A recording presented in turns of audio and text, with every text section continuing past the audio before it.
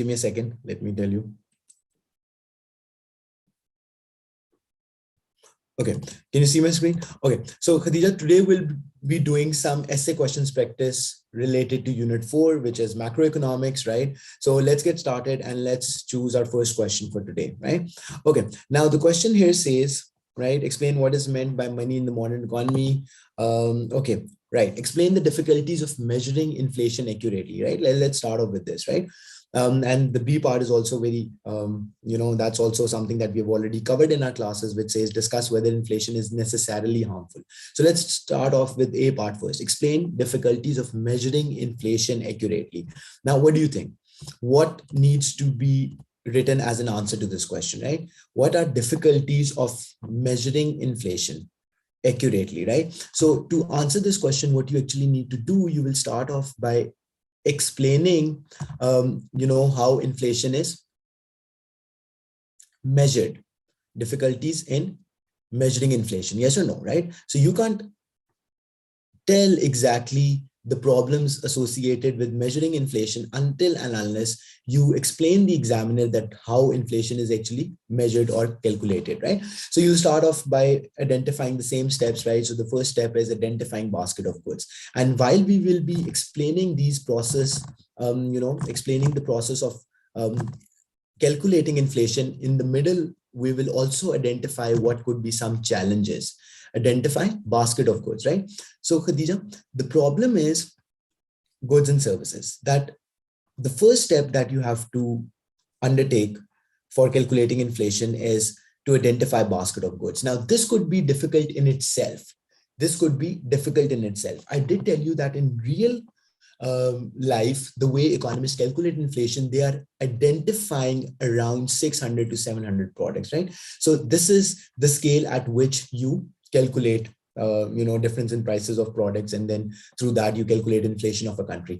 Now, whether you will be able to identify the right type of goods and services or not, right, will greatly influence the value that you get for inflation. Are you getting me or not, right? Now, what should be the idea around this? The idea is simple, that inflation is rise in cost of living, right? So what is inflation?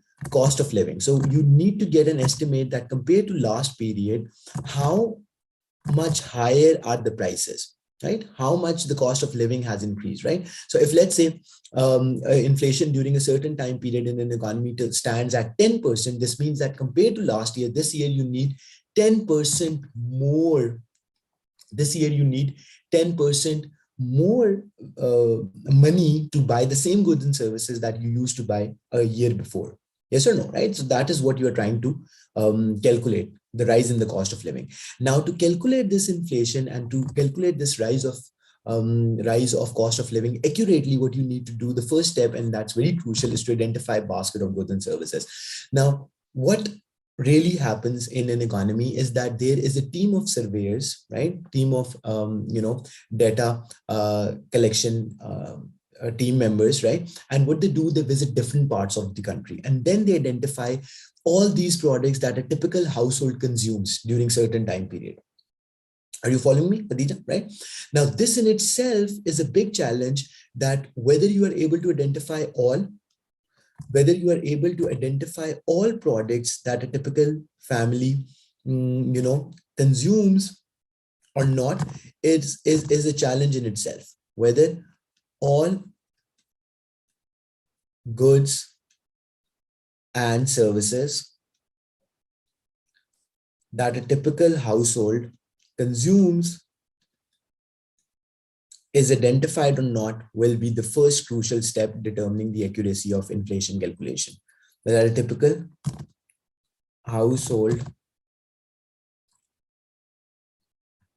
consumes, right? So that is first challenge. Is this making sense, right? Any confusion around this, right? So that's the first step. Okay, then moving on, the second step we identified for calculating inflation was to record the starting and ending period prices. Record starting and ending period prices. Now, this is again interesting, because think about this. You're calculating inflation for an entire country, not just one region, not just one city even, right? Record starting and ending period prices. Now, what you need to do, and ending period prices. Now, what ideally needs to be done, that you should survey your entire country, right, for all the identified products, for all the listed products, right? What do I mean when I say listed products? The products that you have listed in the first stage, right? Now, students, have a look at this. Now, you have to record two set of prices, starting and ending prices for the products, all the listed products, right? And the challenge that you can face in this stage is that you have to survey your entire country to be able to get a more accurate reflection of what were the prices. Now, let me tell you, in some cities, and it's not something that is, uncommon. This is in fact quite common, that in some cities, things could, same item, same product could be slightly more expensive compared to some other cities, which are not that big or not that metropolitan, right? Because obviously inflation is a little higher, prices are a little higher in bigger cities, more metropolitan cities. Why? Because there are more people, there's more demand, and businesses do understand that there is opportunity for them to charge a little higher in these bigger cities, like Islamabad, being capital of Pakistan, has more demand, more people coming in for work, more people settling in there, and things like that, right? So when there is more demand for a certain product in Islamabad compared to another smaller city relatively, right? So we can expect prices to be higher in Islamabad compared to Rawalpindi at any point in times, right? So what I mean by this is that at this point in time, let's say a normal cup of tea in Islamabad might cost, because I mean, these are not branded products. Right, Khadija, are you following me? Because one is branded products which are bought through retail shops. I mean, for them, prices will be pretty much the same, right? You can't charge a higher price, right? So if a Coke bottle is, selling for, let's say, 30 rupees in Islamabad, most probably it will be the same price in Rawalpindi. But because that's a branded product and retailer, the manufacturer, which is Coca-Cola, has set prices, right? But if you think of other products which have no set price, right? A restaurant selling tea or restaurant selling a certain dish, and things like that, right? So in that case, bigger cities might be charging higher prices for that product compared to what is being charged in smaller cities. And that is where the second challenge comes in, that when you are recording the starting and ending period prices for these products, you have to make sure that you are getting some sort of average or some accurate picture. You are undertaking enough, you are collecting enough data points, like by collecting prices data from different cities of the country, so that you can either do an average of it later on, or you can then come up with an average number to reflect what were the starting prices of the products and ending prices of these products. Khadija, this is making sense, right? So that was second step where this could be a major challenge for economists calculating inflation. Then the third step, which you would remember in calculating inflation, was assign weights, right? Now, assigning weights comes with its own challenges. And what are those? So think about this.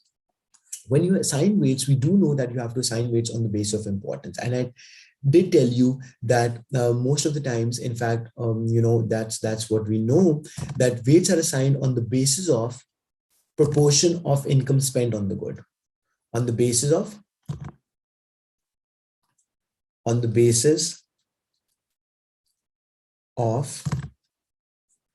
proportion of income spent on the good.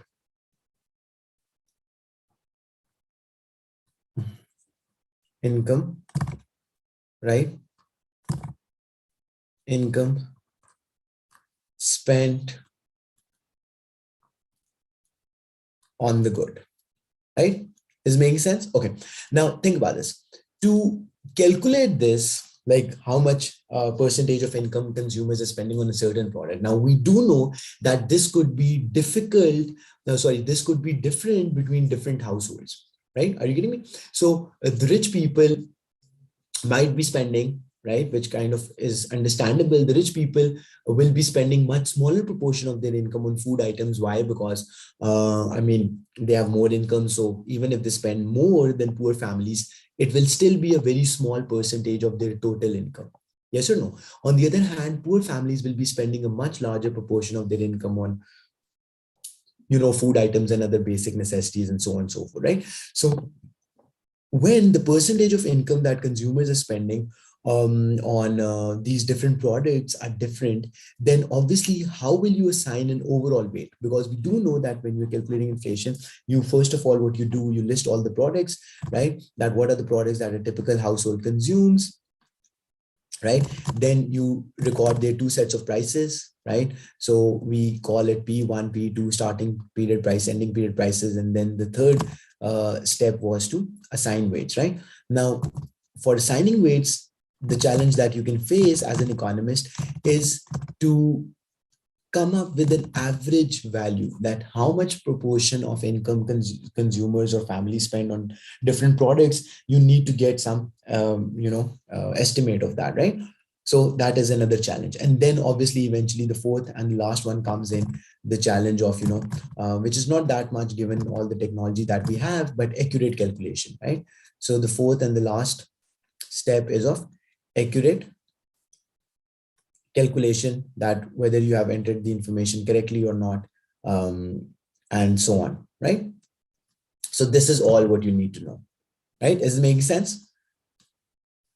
Khadija, any confusion, anything that you did not understand for this question, right? So what did we say? How you will answer this question? So since the question was asking about difficulties of measuring inflation accurately, so you will just explain the steps of how inflation is calculated, but in the process, when you are mentioning how inflation is calculated, what are the steps that are involved, you will also mention this difficulties or the challenges that a business can face. Sorry, an economy can face, or the economists can face, who are calculating inflation. Easy? Okay.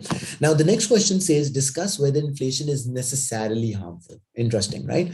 Now, if you remember, we did talk about this in our class as well, right? Is inflation necessarily harmful? Now, for this question, what you need to do is that, first of all, you'll talk about types of inflation, right? Types of inflation, I mean that, high rate of inflation, or let's say low and stable rate of inflation, and things like that. Because unless you haven't defined these different types, you can't really tell if inflation is always bad or not, right? Is inflation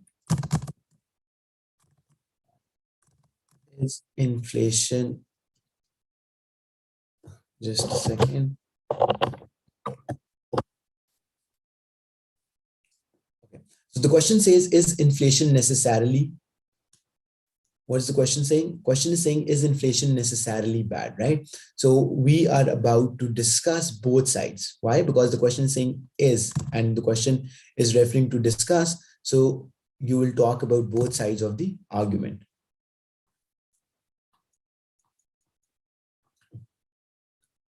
Is inflation necessarily bad or harmful, right? Harmful is the word, so let's use that word. Okay, now, first of all, I said that you'll talk about, let me list all the things that you'll discuss in this question, right? So first thing that you have to say is to briefly mention types of inflation, like low and stable rate of inflation, high rate of inflation, right? Accelerating rate, disinflation. Briefly mention different types of inflation, right? So I'll show you in a bit as well. We will discuss it, so don't worry about it. Briefly mention different types of inflation. Okay, after you have done that what's the difference between low and stable rate, and similarly what's accelerating rate of inflation, what is disinflation, which we also call as decelerating rate of inflation. After you have mentioned all of this, then you need to come to the main part of the question, where you will say, yes, inflation can be harmful, right? And you need to be specific that what type can be harmful. Yes, can be harmful. So for this, you will be primarily talking about things like, high rate of inflation, which erodes the purchasing power of consumers and things like that, right? So you'll talk about these things, right? I'll tell you what exactly to be written in this part. And then in the second half of the question, you'll say, no, if it's a low and stable rate, in fact, it's healthy for the economy, right? So if rate of inflation is low and stable, then it's healthy for the economy. Then you will discuss this part. Okay, now let's get started with this. So what are different types of inflation that we talked about, right? So one was accelerating rate. So what is accelerating rate? Accelerating rate is when each year the rate of inflation is higher than before, right? Rate of inflation, accelerating rate of inflation, right? So right? So when each year the rate of inflation is higher than before, right? So if let's say this year it's 5%, then the following year, like the next year, it will be, let's say 7% or 8% or 9%, right? So much higher rate compared to the previous one, right? Now, this is opposite to what happens in case of disinflation. What was disinflation? Disinflation means that rate of inflation will fall with each passing year or each passing period. Or simply speaking, every next period, the rate of inflation is is lower compared to the previous period, right? So that this one is known as disinflation, or we also call it decelerating. Decelerating rate of inflation, right? Opposite of accelerating, right? Okay. Now, this being said, then you have low and stable rate of inflation, but we will not talk about that in the first part because obviously we know that it's healthy for the economy. So we'll discuss that in this later half of the question, right? And so on, right? And then there could be hyperinflation and so on, right? Okay. Now for each of these types, you'll explain that what happens. First of all, you have given the definition, and then you will briefly mention that how much harmful these could be. Right? Now, if we talk about hyperinflation or accelerating rate of inflation, now what is happening in these cases? Each year, the rate of inflation is higher than before, which means every year, consumers are losing their purchasing power at a rapid pace. So I'm talking about hyperinflation and accelerating rate of inflation, right? So what happens after you have defined both of these type of inflation? That is, accelerating rate of inflation means higher rate compared to previous years, and similarly hyperinflation means that the rate of inflation is very high.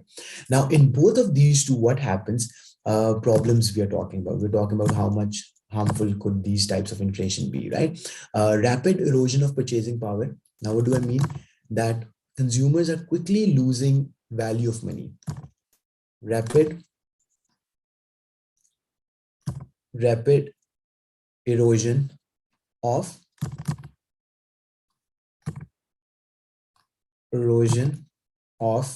purchasing power. What else? So that's one major harmful effect of inflation. Then another thing, think about this. What did I tell you, right?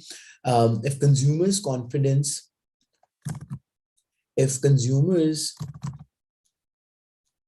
are afraid that in future prices will be even higher, right? Then what will they do? They will cut on their consumption and they will start saving more. Now, why is that a bad thing? I'm worried that in future,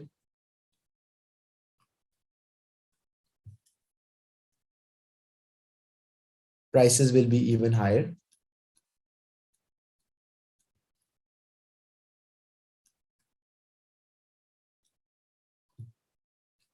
Even higher than consumption drops. And we do know when consumption is less, what happens? Your aggregate demand is less, which means your GDP would be less. Then consumption decreases, resulting in lower GDP.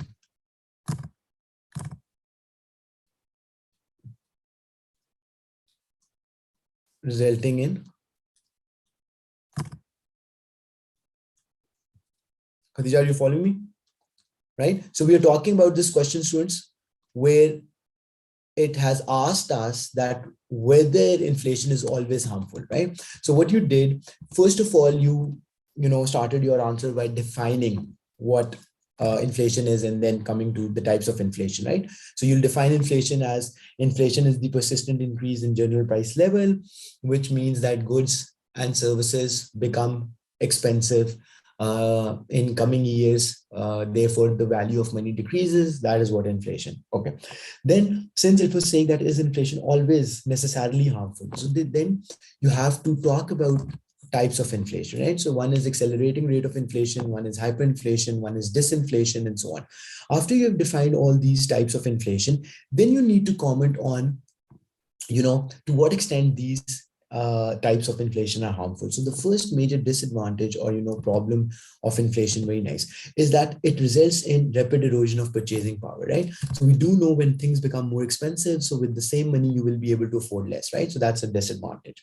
Another point that I was mentioning for hyperinflation was that if consumers are worried that in future prices will be even higher, right? So if they're afraid of high rates of inflation, then consumption decreases, resulting in lower GDP, right? So we do know that a country's GDP is made up of these five components that we have looked at again and again. So what's the total consumption in the economy? What's the investment?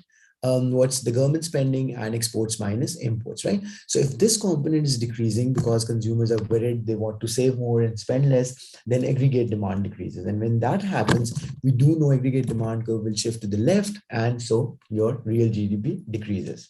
Got it? Okay. Now, obviously, these things are, we have talked about two problems associated with inflation.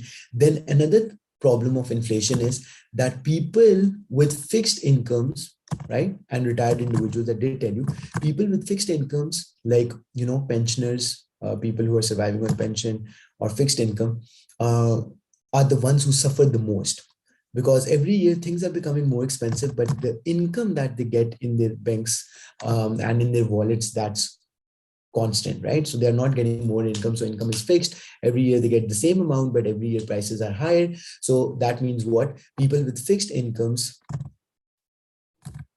suffer the most in terms of reduced purchasing power.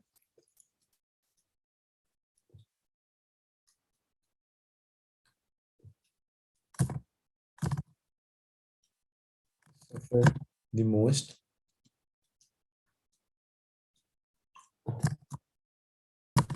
in terms of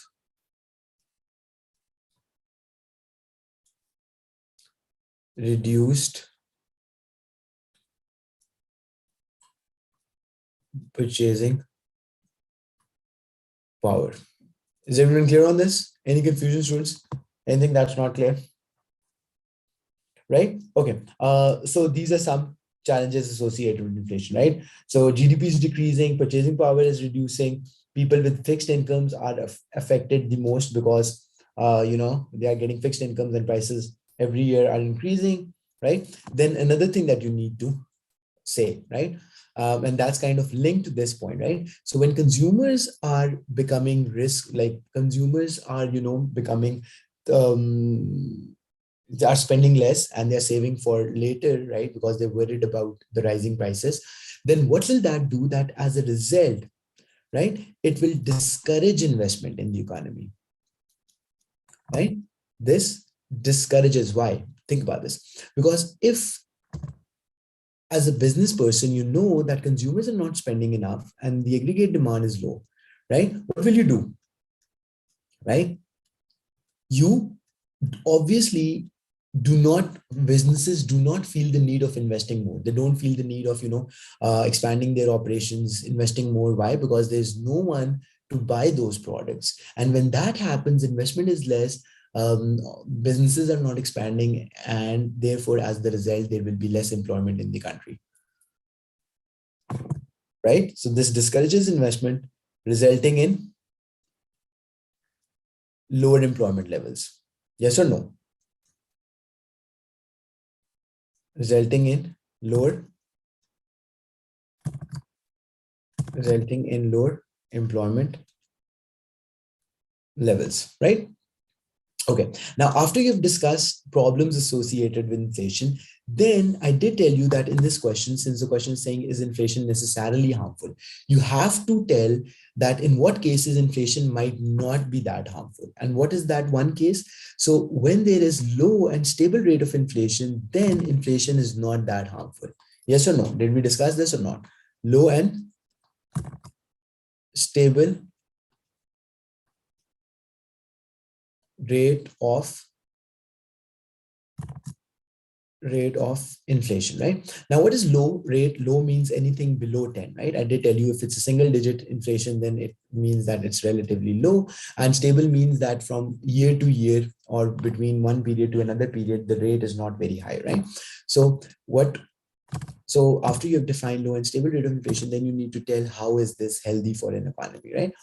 First of all, this type of inflation allows businesses to more accurately, predict changes in prices for the future, uh, right?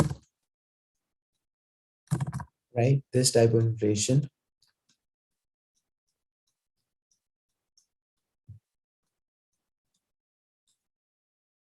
allows businesses to accurately predict changes in prices in the future,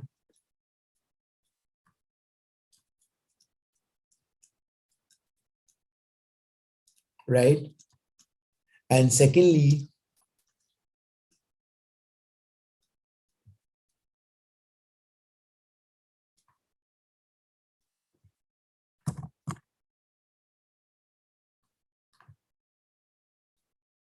changes in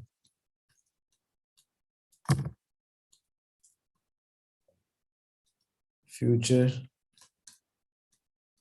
prices, right? Right. And secondly, since the rate is low, right? Since the rate of inflation is low, it isn't discouraging consumption, right? Khadija, are you following me? Because this is exactly what we wrote, that with high rate, what's the problem? With high rate of inflation, it discourages consumption, right? It reduces consumption. And since it's discouraging consumption or reducing consumption, as the result, investment also decreases when inflation rate is high. On the other hand, when inflation rate is low, right? When inflation rate is low, right, then we do not see consumption decreasing. And as a result, consumers would also, sorry, investors and businesses would also be interested in investing more because they know that consumption is kind of stable, right? And since the rate is not very high to discourage consumption, and since rate of inflation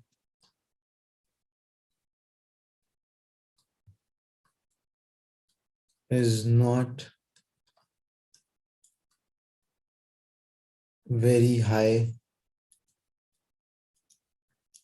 to discourage consumption, therefore,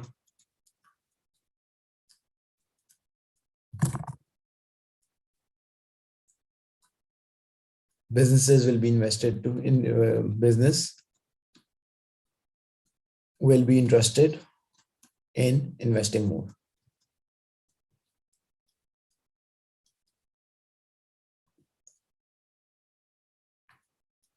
And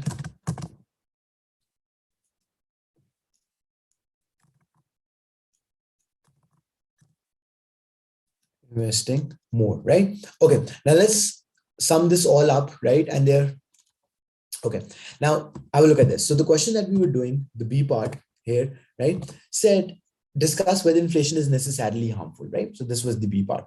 So we started our discussion by saying that what are different types of inflation and why was that important? So telling examiner the different types of inflation will help you differentiate between the different types, right? Because the question is obviously asking you to explain, is inflation necessarily harmful? This means that in some cases, uh, right, it could be harmful, and in other cases, it will not be harmful, right? So the idea is, just give me a second.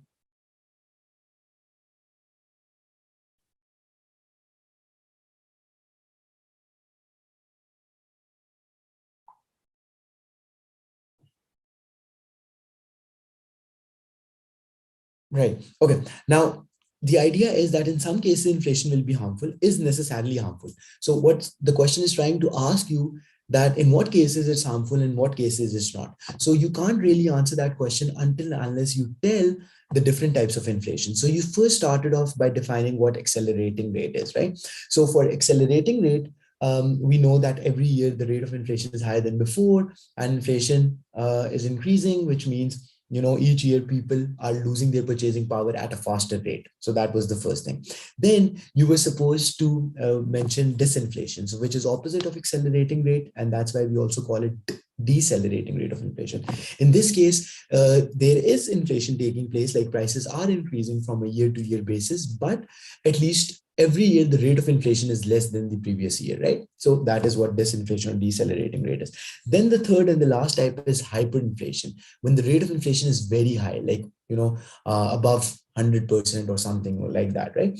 Now, the problems with rapid inflation, rapid or hyper rate of inflation, is that purchasing power is decreasing at a fast rate. Consumers are worried about future prices, so they reduce their consumption and start saving more. When that happens, GDP decreases. As a result of that, businesses are not very motivated to invest more. Why? Because if consumer demand is less, why would they want to invest more, right? So they cut on their investment levels, which means employment levels reduce and all that stuff, right?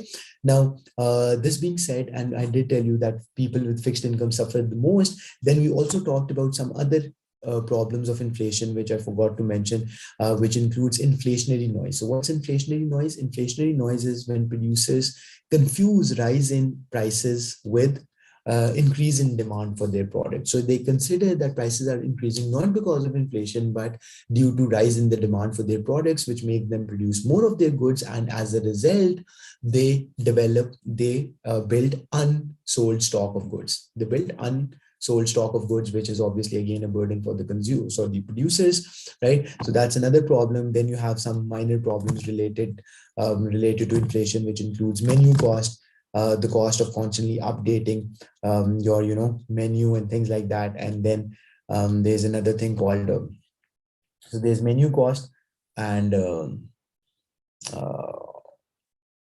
shoe leather cost, right? So menu cost and shoe leather cost, right? So these are some problems affiliated with inflation. But then in the second half of the question, you'll say that if the rate of inflation is low and stable, then it's not a problem. Why? Because it doesn't discourage consumption. Businesses are investing more, and overall the economy is prospering and growing, right? Easy. We good on this? Any confusion? Okay, now you can talk about deflation. But Khadija, the question was mainly about inflation. So in this case, you can say, perhaps, in fact, if you mention, I mean, it's not a problem if you say that deflation is opposite of inflation, and in this prices start to decrease. But again, I mean, you can't really say for sure if deflation is always good. Yes or no? The same discussion that we had in the other class, you would remember, right? Where Zohan was asking me these questions, right? So in one way, deflation might be good because your prices are decreasing, which means that purchasing power of consumers is higher. But then the fact that deflation is taking place in an economy highlights some underlying problem in the economy. And I did tell you that deflation usually happens in very extreme situations, like why some countries are experiencing deflation nowadays because of COVID, where the usual economy has been disrupted a lot. People are not going out that much, they are not investing, and a lot of industries are being affected, right?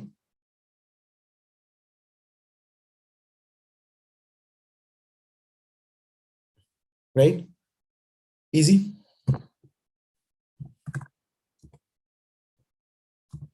Okay, now let's look at another question.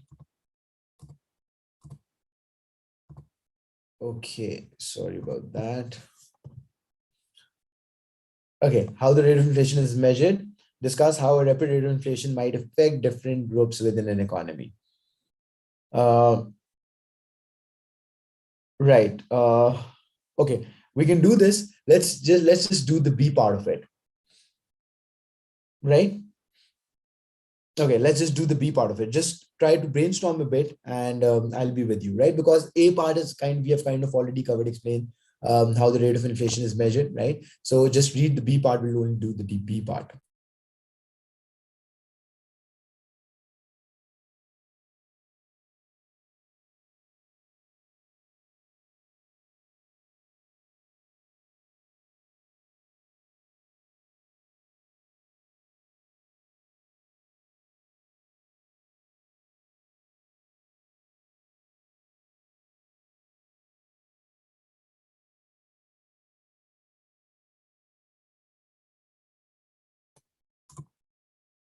Okay, yes. So let's get started. Now, one thing that you need to be careful with in this question, Khadija, that how rapid rate of inflation might affect different groups within an economy, right? So, um, what the question is asking us to do is to divide the effects of inflation on different groups, right? So, first of all, we will list all possible groups that exist in an economy, right? So, obviously, there is a group of consumers, people like you and me, right, who are buying goods and services, right? They are just consumers, they are buying their products, right?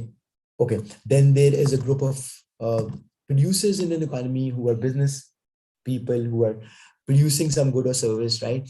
Then you have retired individuals who have retired from their work, and they are, sitting at home, spending their pensions or whatever savings they have from their working life and so on, right? Retired individuals and so on, right? Okay, now let's talk about each of these groups one by one. So firstly, talking about consumers. Now, how inflation affects different groups within an economy? That's what the question is. How rapid rate of inflation, right? So, we also have to think about that the rate of inflation is high.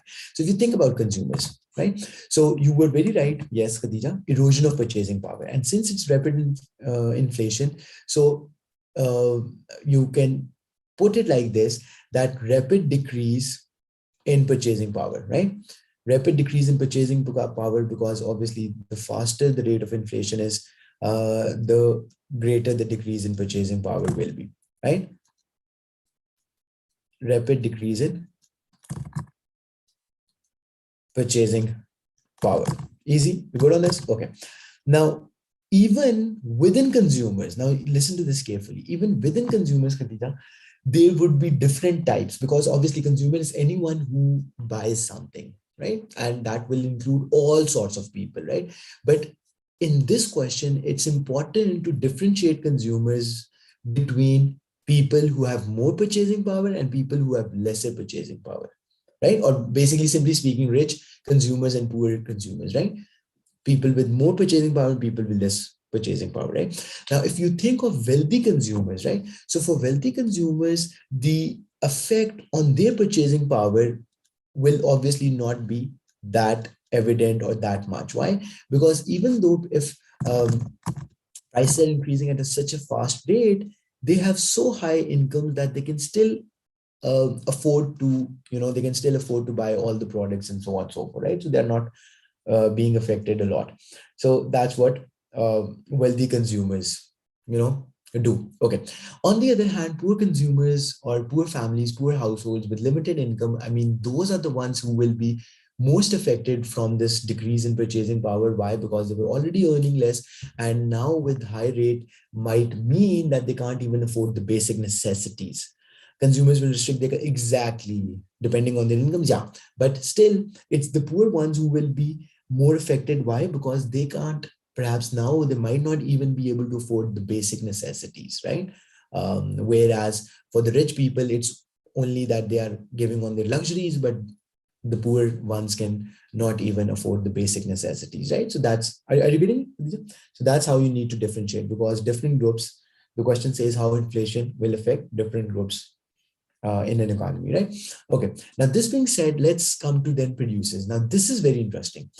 Even in producers, you can classify it in two categories, right? Producers who are selling basic necessities. Now, this is very interesting.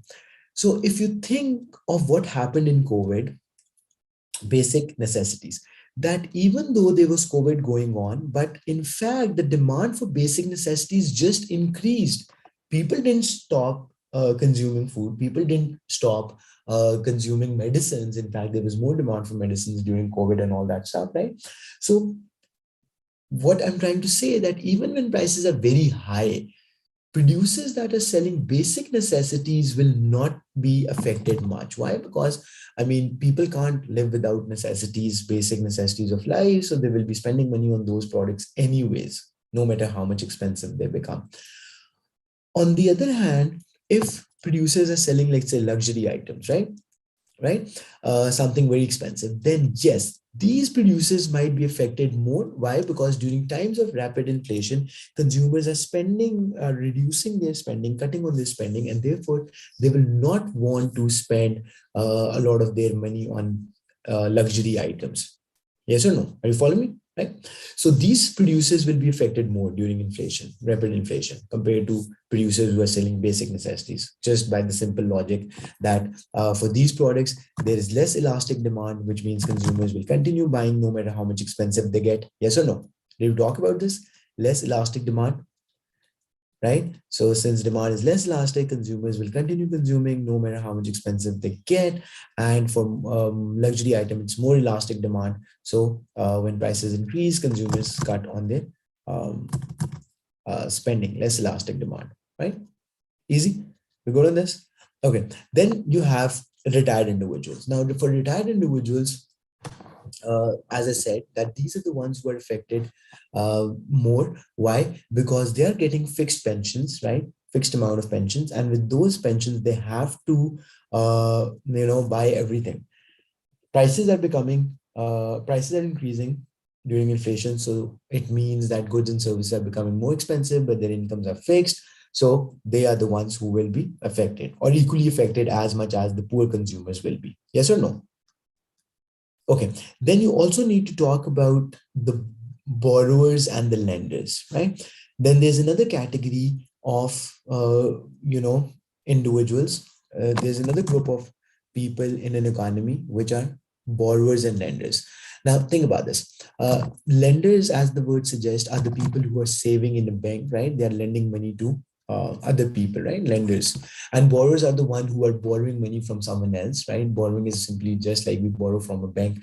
We take out a loan and we pay them back in the future, right?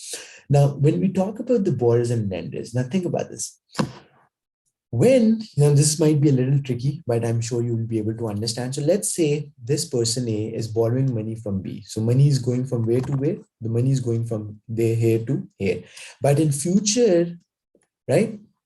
So initially the money was going from B to A in the form of loan, and in future A will pay back. Yes or no? A will pay back to B. Easy? We good on this? Okay.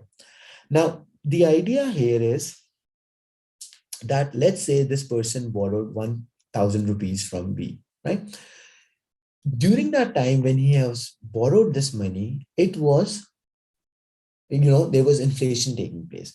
Now, let's assume for the sake of simplicity that there is no interest rate, right? There's no interest rate. And A also returned 1,000 rupees back to B, right? So initially, A borrowed 1,000 rupees from B, and in future, A returned this 1,000 rupees to B. So he borrowed 1,000 rupees, so he also returned 1,000 rupees. But my question to you is this 1,000 rupee the one that is returning back to B has same purchasing power, let's say if he returns after 1 year or 2 years, as much what its purchasing power was 1 year back, right? So 1 year before, when A borrowed 1,000 rupees from B, was the purchase different? It's less because there's inflation taking place. Very good, right?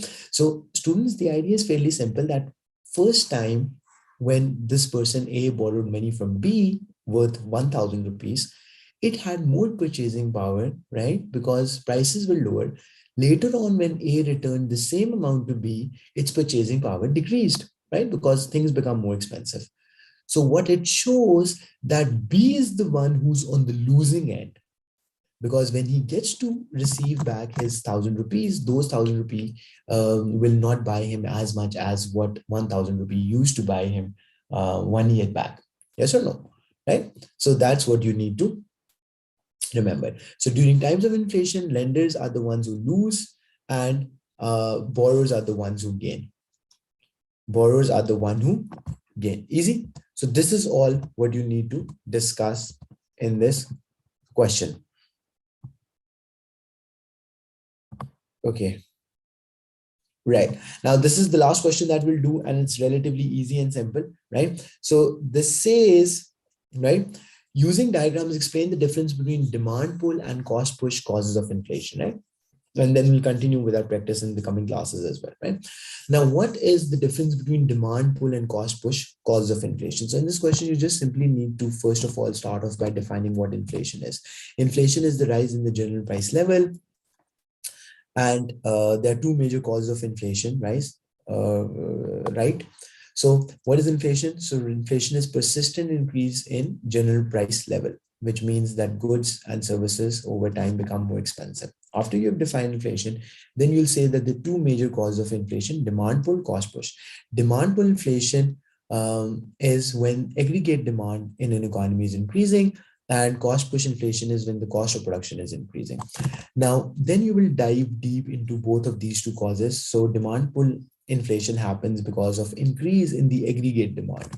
And what could cause an increase in aggregate demand? Now, if you remember, we discussed in class that what are the factors that, what are the components that make up aggregate demand? So aggregate demand of a country is made up of its consumption, investment, government spending, exports, and imports.